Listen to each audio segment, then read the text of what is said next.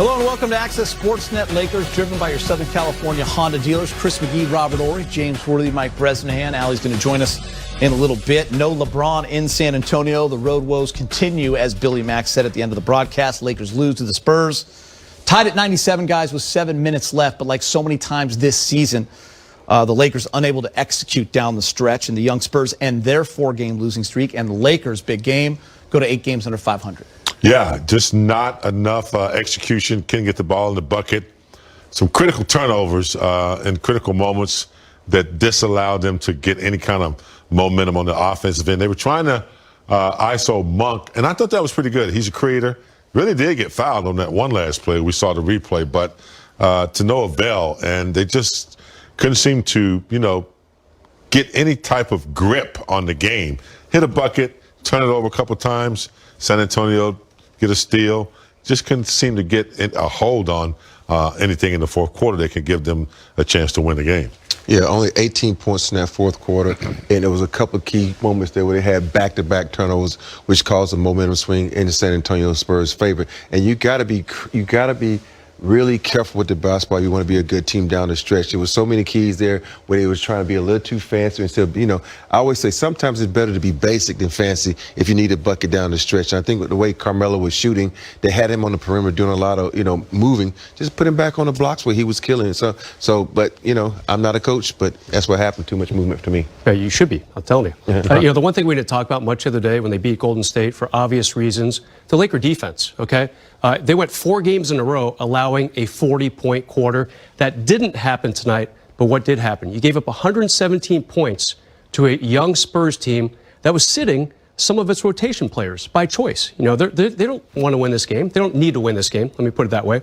They're going to have their first-round pick. They don't really need to be in the play-in tournament game at all, but they're still playing the Lakers hard. They're playing them tough. Kind of like that Portland game, Geet. Some of the guys, you're like, okay, wait, who's on the San Antonio team? Who's, Jock Landale and Primo, the rookie from Bama? It's just like, wait a sec, who are these guys? Because they out-hustled the Lakers at certain points tonight. Yeah, listen, Brez and James and Rob, fourth quarter struggles. It's been a theme this entire year.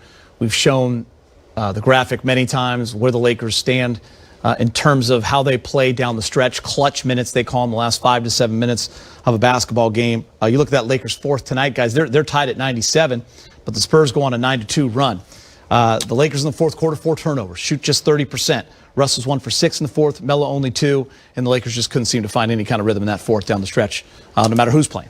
It's tough when you have different starting lineups. You don't know who's going to be in, who's going to. And I think what kind of threw them off is that Porter was just killing them on the inside.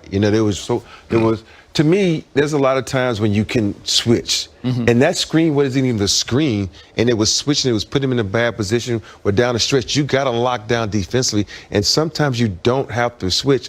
And those buckets he got were easy point buckets.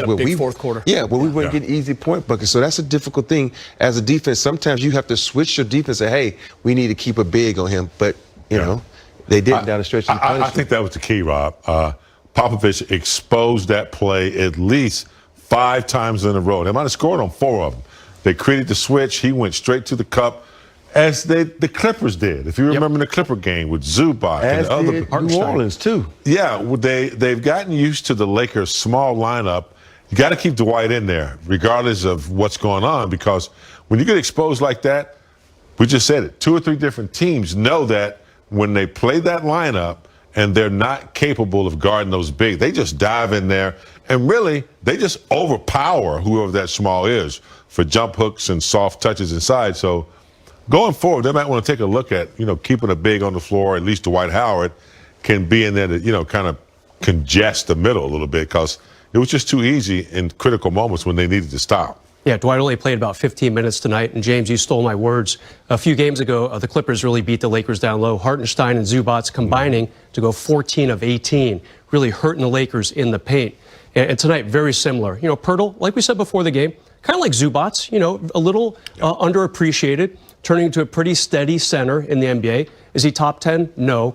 But he did a lot of Pirtle-light things tonight to really hurt the Lakers in that paint. Yeah, out of the University of Utah, was college teammates with Kyle Kuzma.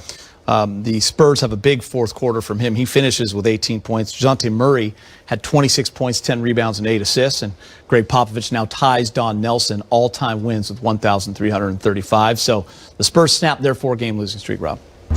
Yeah, Pop is one of those guys. He's been a grinder since he got Tim Duncan, and he's been one of those coaches that's been the same throughout his career, where he doesn't care who you are. He's going to yell at you.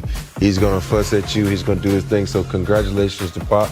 But the Lakers down the stretch have to find an easy way to get buckets. And, you had a point there where THC was going to work, and then they got away from that. And then Westbrook comes in with some easy buckets in the paint. And that's been their Achilles heel if LeBron is not in this game, trying to figure out who's going to score. And sometimes, I keep saying this, sometimes you got to keep it simple. I watched the New Orleans game, how when they got the mismatch in the post, they just go to the post. This game, they just go to the post. And these coaches nowadays, they be like, okay, we got to keep shooting threes. No, you don't. You got to get buckets. You got to get easy buckets to keep this game going, because if you don't get a three, it leads to a fast break and leads to easy buckets. So they got to find a way to get some backdoors or something, get some points in the paint.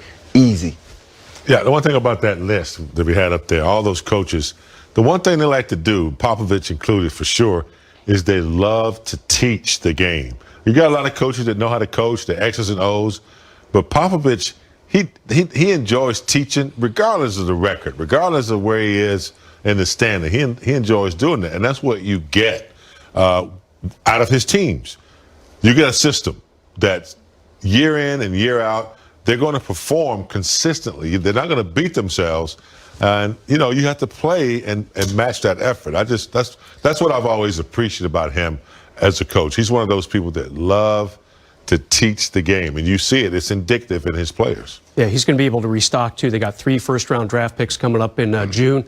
Just traded away Derek White a few weeks ago, kind of shaking up that young backcourt. Big picture, Geet, the Lakers only 1 game up now on New Orleans for 9th in the West. I was just going to say, Brez, there's not really a panic with the Spurs, even though that was a team we were kind of looking at a little bit a week ago. They're still 4-5 behind the Lakers with 18 to go in that loss column.